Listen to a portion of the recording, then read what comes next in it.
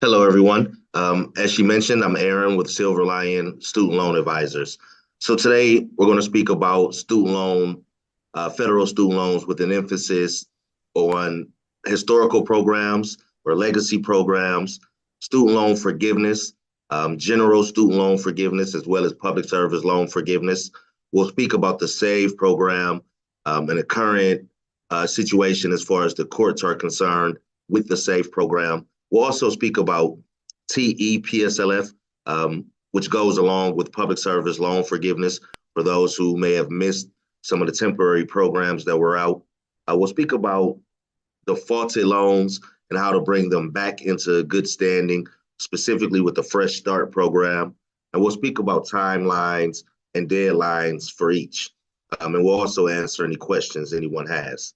So, when we say student loan forgiveness, traditionally, 98% of people that actually qualify for student loan forgiveness, they never get it. The biggest hurdle previously was the Secretary of Education, DeVos, or Betsy DeVos. I only mention her now because she recently said last week, actually, that depending on which administration wins the election, she may be back as Secretary of Education. This is someone who simply refused to forgive loans, even for those that qualified for them. Uh, but the biggest hurdle always has been and likely always will be your servicer. Your servicer are those that you make your payments to, your Mohilas, your Nailnets, your Navians. Some of them are no longer servicers anymore. Navient, for example, won't be after next month. But they've been the biggest hurdle to student loan forgiveness, whether it's enrolling you in the wrong plans or programs, not making sure your plans are up to date, not making sure your time is counted correctly. It's usually the servicer that stands between the borrower and having their loans forgiven. So when we say student loan forgiveness, what do we mean? Student loan forgiveness is a federal program for federal loans. It dictates that you must repay your loans under the direct student loan program.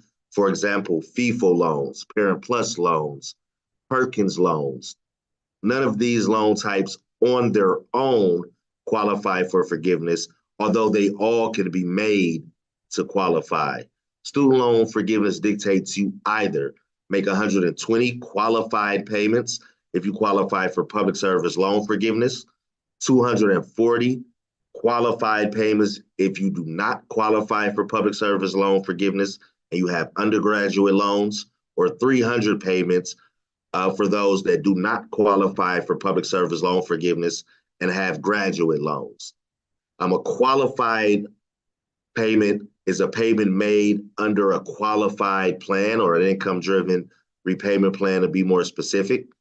Public service loan forgiveness has the added benefit, or excuse me, the added requirement that you work for a qualified employer. A qualified employer is either a government employer or an employer that's tax exempt. Um, there are some tax exempt that don't count, but for the most part, the simplest way is if you work for a nonprofit. It's likely your employer qualifies for public service loan forgiveness. Your position has to as well, if it isn't a government job, and you must work. They'll say full time, but it's actually at least 30 hours a week on average. There are some people that split time between employers. If you work for two qualified employers, as long as your time cumulatively is at least 30 hours a week on average, then you'll qualify for public service loan forgiveness. So everyone assumes that the bill they get in the mail once they graduate or stop going to school, that's their student loan payment. That's what they have to pay. There's no way around it. Well, the Department of Education actually has 70 different options for repayment.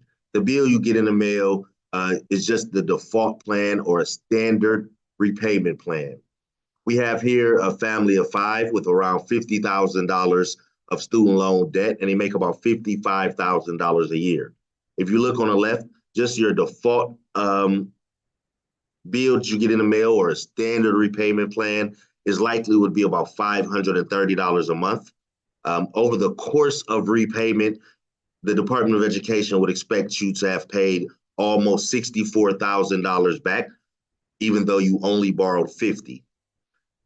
All things being equal, except you're in a qualified plan for a forgiveness program, that same borrower would pay more than $400 less a month over the course of repayment, where you would have paid $64,000. This borrower in a qualified plan would only pay around $14,000 over the course of a 10-year repayment. And at the end of their repayment period, this is the biggest difference between your standard or default repayment and a qualified plan. At the end of your repayment period in a qualified plan, everything that's left, in this case, almost $50,000, will be forgiven federally tax-free. Aaron, two questions. First question was, how do I know if I'm in an income-driven repayment plan? So I'll let you answer that.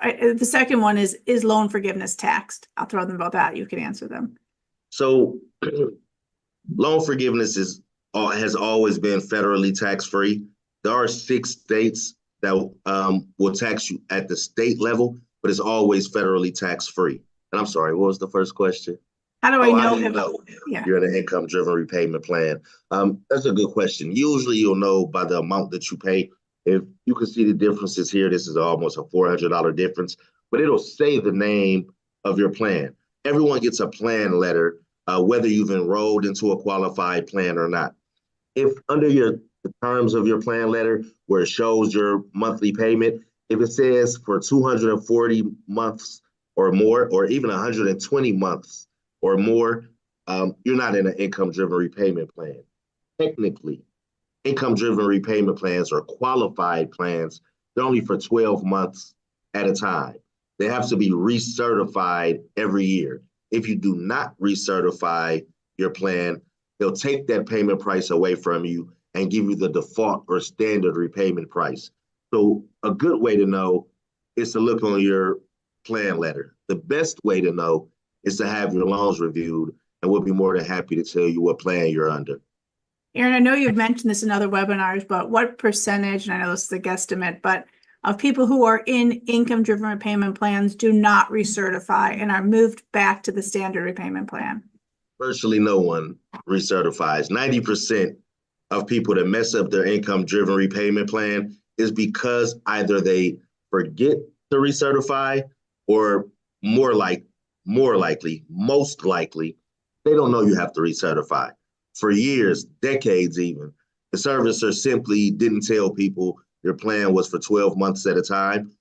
Almost no one knows you have to recertify your income-driven repayment plan. The statistic is 90% of people on an income-driven repayment plan mess it up because they don't recertify, which will jeopardize your student loan forgiveness. So, as we mentioned earlier, 98% of people that actually qualify for student loan forgiveness, they never get it. So beginning in October of 2021, this administration, through the Department of Education, began making fixes so that those programs work as they were intended to. One of those fixes, one of the best things they've actually ever done, was introduce a new income-driven repayment plan, the SAVE plan. This plan was, its goal was to make student loan forgiveness affordable for every borrower. If you see here, it's the same slide as before with a standard repayment, a qualified repayment, but now we've added a repayment under the SAVE plan, where the qualified plan, or the repayee is what this plan was called before, where you were already paying over $400 less a month than the default standard repayment plan. The SAVE plan pushes that even further. Where you were paying $118 a month in a qualified plan, all things being equal, under the SAVE plan, that same borrower would pay $0 a month. Now, I know if you tell me I have a $0 a month payment, or any regular person, that means you don't have to pay anything. But when your income-driven repayment plan dictates a $0 a month payment, not only does the Department of Education consider this a full and on-time payment, but they report it as though you've made a full and on-time payment, and it counts towards the forgiveness of your student loans. The SAVE plan was a game changer for just that alone. There are also other benefits of the plan, but just that part alone, how they calculate what the IRS calls your discretionary income, was literally the difference from people being overwhelmed and buried in student loan debt and people being able to make full and on-time payments and being on the road to having their loans forgiven. This might not be a question you can answer, but what happens if a Republican takes the White House in November? Will these programs still exist, and how will this affect my loans? I think it's more of a guess for you. So I don't have a crystal ball, neither do I pretend to have one. And I try to be as apolitical as possible. So I'll try to answer as best I can carefully. There is a particular party in Washington that are against forgiveness programs, and they challenge every new program that comes about. However, the best program or the better programs for forgiveness, public service loan forgiveness and student loan forgiveness. Student loan forgiveness has been around since 1994. It was passed by both houses of Congress, signed into law by the President of the United States. It isn't going anywhere. Public service loan forgiveness was actually signed into law during a Republican administration. Neither side of the aisle has a problem with that program. It was passed by Congress and signed into law by the President of the United States. It is not going anywhere. The programs that are being challenged are newer programs that have not gone through what I call the schoolhouse rock process. They haven't been made a bill. They haven't been passed by the House of Representatives and the Senate and signed into law by the President of the United States. I don't want to get too much into the technicalities of how the Department of Education creates new programs, but that's usually the basis on which they're challenged within the courts. So the better programs, the programs that will actually forgive your loans, are not in danger of going anywhere. It's a lot hard. It was a lot harder under the previous Secretary of Education to get things forgiven. So I would expect that it will likely be more difficult, but not impossible. Next question, are Parent Plus loans eligible for income-driven repayment plans? No, on their own, Parent Plus loans, Perkins loans, FEFA loans, or the Federal Family Education Loan Program, the old student loan program before 2010, none of them on their own qualify for income-driven repayment plans, nor do they qualify for any forgiveness program, but they can be made to qualify. Whomever asked that question, have your loans reviewed sooner rather than later, and we'll be very specific about how to make your loans qualify. Now, beginning July 18th, 2024, the courts put an injunction against the SAVE plan. The administration appealed, and on August 9th, an appeals court put an injunction on the entire plan. Originally, July 18th, only certain aspects of the SAVE plan were challenged. People with a balance of $12,000 or less having their forgiveness come after 10 years instead of 20, and also the plan being 5% of discretionary income as opposed to 10%. Those were the features of SAVE that were challenged at court. An appeals court put an injunction on the entire plan. Because of this, the Department of Education is not able to enroll people into the SAVE plan as it stands now. So all 8 million borrowers that are on the SAVE plan are in a forbearance. Some of you on the webinar may have gotten a forbearance letter. You may have been confused about it. That's the reason why. The courts have put an injunction against the SAVE plan. The administration is not allowed to accept payments underneath the terms of the SAVE plan. So all 8 million borrowers are in a forbearance. unlike the previous administrative forbearance, this forbearance will not count towards student loan forgiveness, nor will it count towards public service loan forgiveness, this time spent in it. Those of you who still continue to make payments, those payments will not even be applied until after the forbearance ends. So if you make a payment now, August 20th, I had to look at the date, I'm sorry, and the forbearance doesn't end until October, that payment will not be applied until October. There are some people that are really close to their 120th payment for public service loan forgiveness, or perhaps their 240th payment for student loan forgiveness. The questions always arise, well, what are my options? I'm so close, I don't want a forbearance. What can I do? If you're in the SAVE plan, you have two options.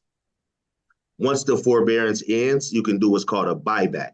Essentially, you're buying the months you were in forbearance. You're making your regular monthly payment for each of those months, and they'll count towards your public service loan forgiveness or your student loan forgiveness. Or you can enroll in a different income-driven repayment plan or a different qualified plan from the SAVE plan. However, there's a pause on processing. So although you can submit the information and they'll have it, they'll begin the process, but it won't complete. They're backlogged, and there's a pause or a backlog of processing. So by the time your application goes through, the forbearance will likely be over anyway.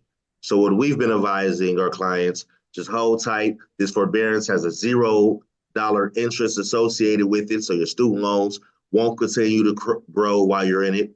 Once it ends, then we'll do a buyback to get those qualified payments to count for this period of time where student loans were not in repayment. This even applies to people that have a $0 a month payment.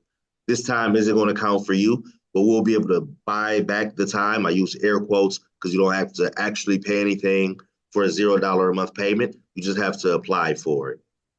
So a question came in with congratulations to the registration to the webinar attendee who is scheduled to qualify for public service loan forgiveness in August of 2024. So currently, you may have just answered this, but what should this individual do? Should they make their August payment? What do you advise? So I'm going to speak carefully. I wouldn't advise anything without having reviewed someone's loans. But if what you're asking is you have 119 qualified payments, this month should have been your 120th payment. What I would do if you were a client of mine, I would still apply for your forgiveness, let them deny it over the one payment. Once the forbearance ends, I do a buyback, reapply for forgiveness, and you see it then. Only reason I would do it now is because our government is good at a lot of things. Being efficient and effective is not one of them. They don't do anything quickly. It's a possibility that if it's applied for now, by the time they look at it and have an answer, the forbearance may have ended already. So I would still do it now in the hopes that it'll go through. If not, once the forbearance ends, I'd buy that time back and reapply for the forgiveness. But have your loans reviewed.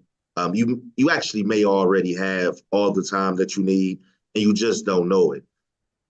Most of our day is spent going month by month, year by year, through the servicers, qualified payments, because they always, usually I would use a caveat, like virtually, almost always, they always miss months upon months upon months of qualified time.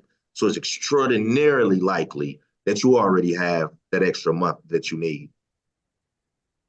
So I think this next question comes from the second part of this page that says you can enroll in a different IDR. So the question is, what is the repayee IDR?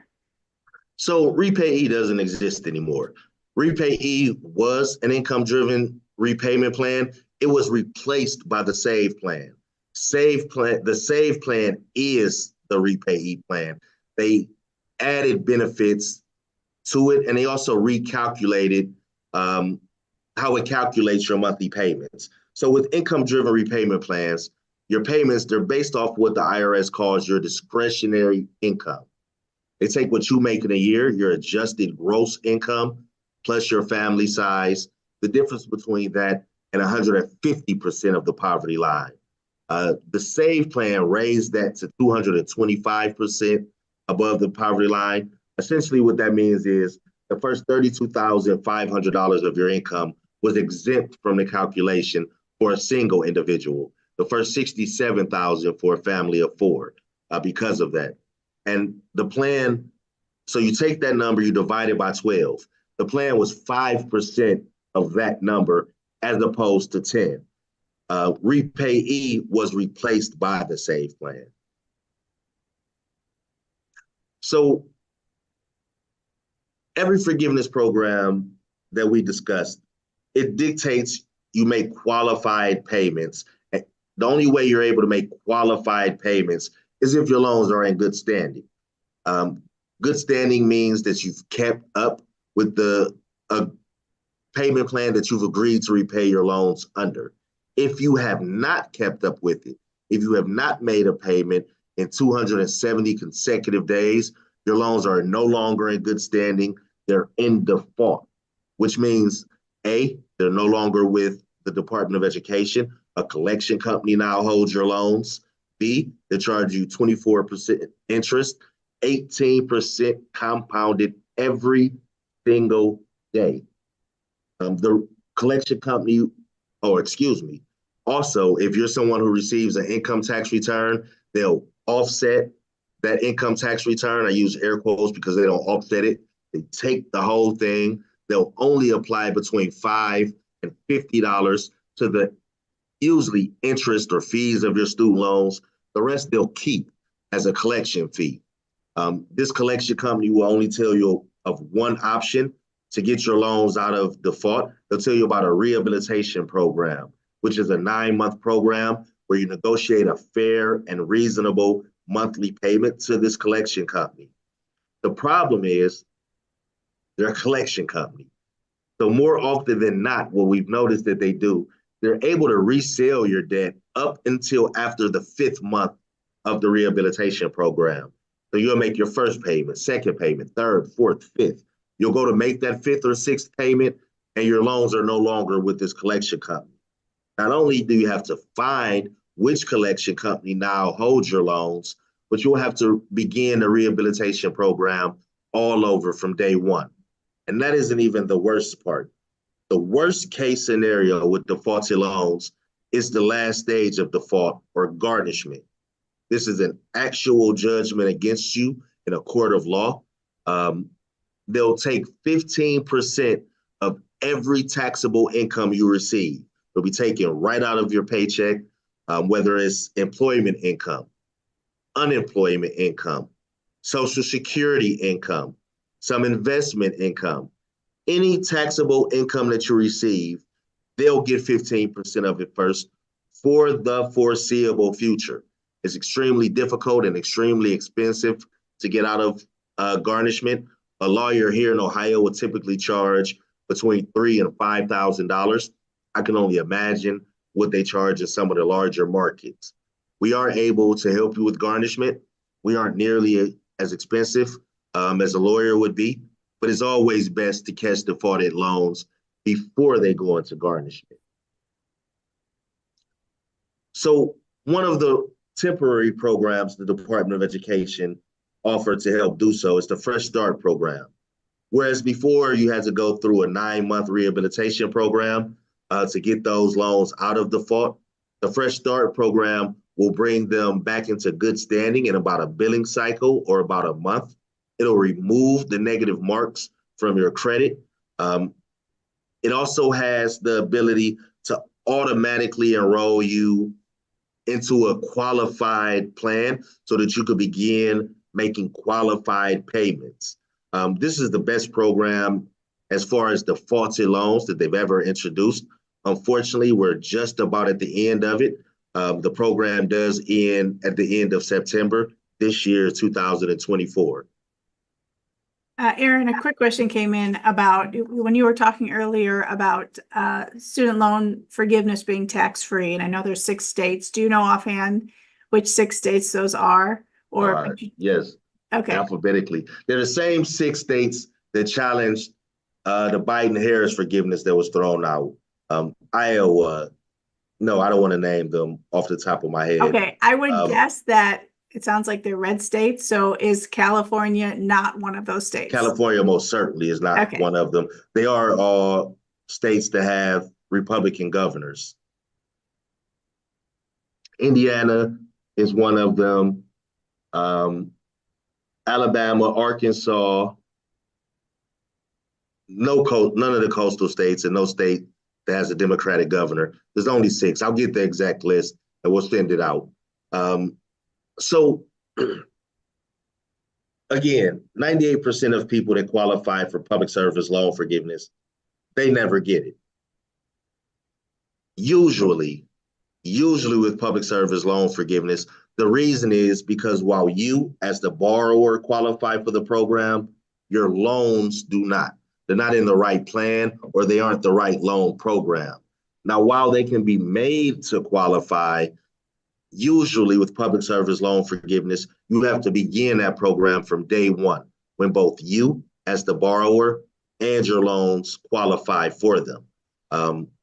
So what temporary extended public service loan forgiveness says is, depending on the plan that you're repaying your loans under, it's essentially us telling the Department of Education, look, John and Jane Doe did everything they were supposed to do. They made their monthly payments on time. They thought they were in the program. Their servicer, whose job it is to make sure they are in the correct plans and programs, never told them otherwise.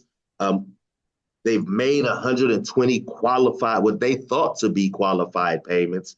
We'd like them to be enrolled in a public service loan forgiveness. If you're already at 120 qualified payments and you've been denied for public service loan forgiveness, then a temporary extended public service loan forgiveness, meaning they're temporarily extending your eligibility for the program long enough for you to apply to have your loans forgiven. It's available to most borrowers. Public service loan forgiveness, if you remember, it dictates you make those 120 qualified payments, a full on-time payment, while in an income-driven repayment plan, while in a qualified position. So as long as you've been in a qualified position that entire time, as long as you consistently made payments, full payments, and on-time payments, if those payments were equal to or more than you would have paid under a qualified plan, you'll be able to get temporary extended public service loan forgiveness. It'll only forgive your loans at the end of your repayment period once you've already made 120 payments, but we still use it before people have gotten to their 120th payment in order to enroll them in the public service loan forgiveness so they don't lose all the time they could have had. Public service loan forgiveness, I'll be honest, these are usually heartbreaking conversations. You have to tell someone who's been a teacher at a Title I school for 20 years, thought they did everything right. We usually have the misfortune of telling them that they've never been enrolled in a public service loan forgiveness and their loans don't even qualify for that program, and they'll have to begin from day one. Temporary extended public service loan forgiveness wasn't always available. It wasn't always available to all borrowers. They opened it up a bit to allow other repayment plans to qualify under a temporary extended public service loan forgiveness. But if you've been denied for the program already, it's an option for you. Have your loans reviewed, and we'll see if it works for you. A really good question came in. I don't know if we've answered this before. So with the SAVE forbearance, so if a borrower is in the administrative forbearance because they were in the SAVE program, are they eligible for the Fresh Start program? Yes, but it's unlikely you're in a SAVE plan and need Fresh Start. You're in a SAVE plan. And under an administrative forbearance, your loans have to be in good standing. If you need fresh start program, that means your loans are in default. You can't be placed in forbearance with defaulted loans. So it's very unlikely those two things will happen at the same time. Now you can use the fresh start program to automatically be enrolled into the SAVE plan once your loans are back in good standing, but you can't be in an administrative forbearance and have defaulted loans. Sounds like a good person to have their loans reviewed. That's a great question. Excellent person to have your loans reviewed, because what the likelihood is you have multiple servicers, and your average borrower is unaware of that. You may have older loans that are in default and newer loans that are in the SAVE plan. You absolutely should have your loans reviewed as soon as humanly possible.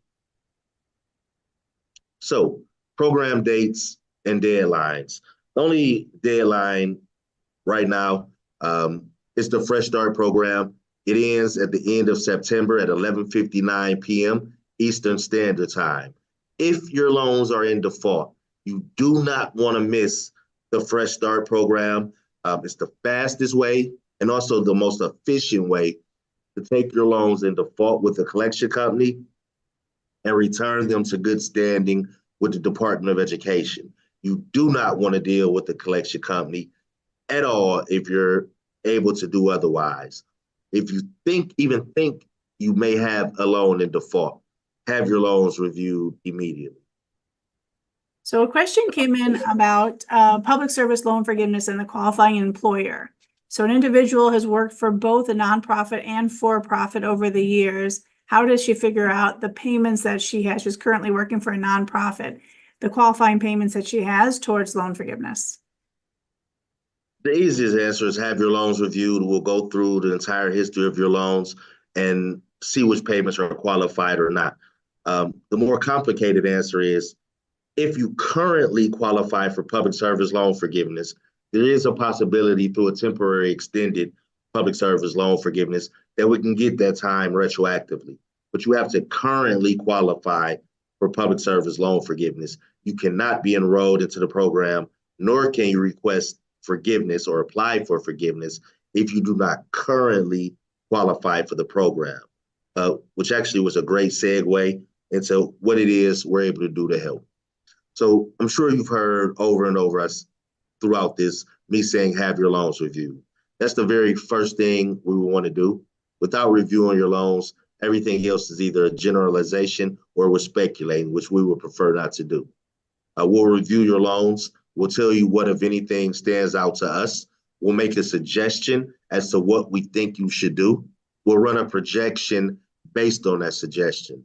We'll tell you exactly how much the Department of Education would expect your monthly payments to be if you follow our suggestion, how long you'll be in repayment, when your repayment period would end, and how much of any of your loans the Department of Education would expect to forgive federally tax-free. At that point, you're either free to take the information we've already given you just for us to review your loans. It doesn't cost you anything other than the time it takes to review them. And you can do these things yourself, or you can hire us to do them for you. For that, we have a fee. Depending on what needs to be done, we'll be very upfront about what that fee is. So while I because I've gotten lots of comments throughout this of how do we sign up for a loan review. So I'm going to leave this up on the screen for a few minutes. Well, also, you're going to get an after Zoom email with the contact information. So the best thing that we can do for you and you could do for your loans is to have your loans reviewed. So there's no charge for loan review. And I know all these questions, and there was quite a few that came in that we didn't get to, are just based on specifics about your loans that you're not quite sure. With all the comings and goings and happenings with the Department of Education, we're pivoting constantly in our processes, learning about the new rules, the new laws, and it literally changes on a dime. And Aaron and his team do an amazing job of keeping up on it. And because they're enrolling people into these programs through trial and error, they know what works, what doesn't work, when you have to re-enroll, and all the other things that go along with it. So Aaron, with that said, Is there any kind of overall advice that you could give those who are listening to this? They have federal student loans, they may be in SAVE, they may not be in SAVE. I mean, obviously, if you are eligible for SAVE, when when the stay is lifted, you're probably going to want to enroll in SAVE. But for the time being, one question we get often, and my financial wellness background, probably my answer may differ from yours. Yes, there's no interest accumulating now, but with each payment, that payment will get applied to your balance, at the time of interest starting to accrue again. So the question I get often is, should I continue to make the payments so that, especially if you're a participant in Thrive and your employer is helping make the payments, you definitely want to continue to make those payments, because even though they're not going to be applied current day, there's no interest accumulating. So when interest does start again after the stay is lifted, you're now going to have this nice little balance or bucket of money that's going to be applied to reduce your balance. But sort of big picture, Aaron, what's the confusion that you hear or the questions you're getting? I know people are often saying that we're not hearing from the Department of Education for way longer than normal. So kind of in summary, what's your advice? So in normal times, our government doesn't communicate very well. Now it's almost as if they don't communicate at all.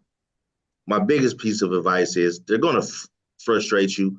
We do this all day, every day, have millions upon millions of dollars worth of forgiveness, thousands of clients. They frustrate us. Don't let them deter you. Whether or not it's better to make a payment now or not, I try to be careful with this answer.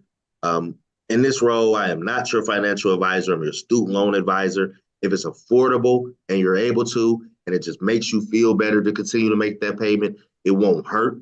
Although they're not going to apply it now, they're going to apply it when the forbearance ends, but interest is at zero. As Beth said, financially, it may make sense. There may be some borrowers where that money can be better served elsewhere. I would say it's more of a personal family decision whether or not you want to make payments. Although I advise my clients to hold tight. Let's see the outcome of this lawsuit, what it is. You may not even know what your monthly payments are going to be. Some of the servicers, Mohila, I'm speaking to you, they won't even accept payments from people, which isn't surprising. All these lawsuits are brought on Mohila's behalf. Missouri is one of the states that taxes student loan forgiveness, and all of the servicers are just the state's attempt to get a piece of the student loan, the pie, if you will, or money from federal student loans. So I would say for now, let's see what's going on. Let's see how this lawsuit plays out. Let's see what the Department of Education does. There are other forgiveness programs they've already announced that are coming. They haven't said when. These forgiveness programs may be a reason that they lift the forbearance, or they may be a better alternative or just an alternative for student loan forgiveness. Because the 0% interest, I'm okay with my clients is waiting and let's see what happens. We still continue to work behind the scenes. Public service loan forgiveness still needs to be done. It needs to be done every year. Recertification still need to be done, program changes.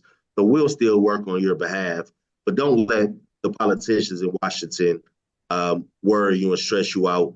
That's what we're here for. Let them stress us out. Okay, good to say it better myself. That's awesome. So thank you all. We're going to keep to our time so we give you all back the rest of your day. Feel free to reach out. You can email us. You can call us. The best way to set up an appointment with one of our advisors is through the Calendly link. Aaron's link is up here. You're going to get an email with this recording and our overall advisor link. We're here for you. We're your resource. If you're offered this webinar through your employer, they're looking out for your best interest. If you came in externally, welcome. We're glad you're here. And, like Aaron said, the servicers are not always going to provide you neutral information that is unbiased, which is what, we really have no skin in the game. We're really here simply to help and make sure that these programs exist. We want you to take advantage of them, and we'll do everything we can to get you properly enrolled. So we are here and look forward to talking and helping as many of you as we can. So with that, have a great rest of your day, and thanks for joining.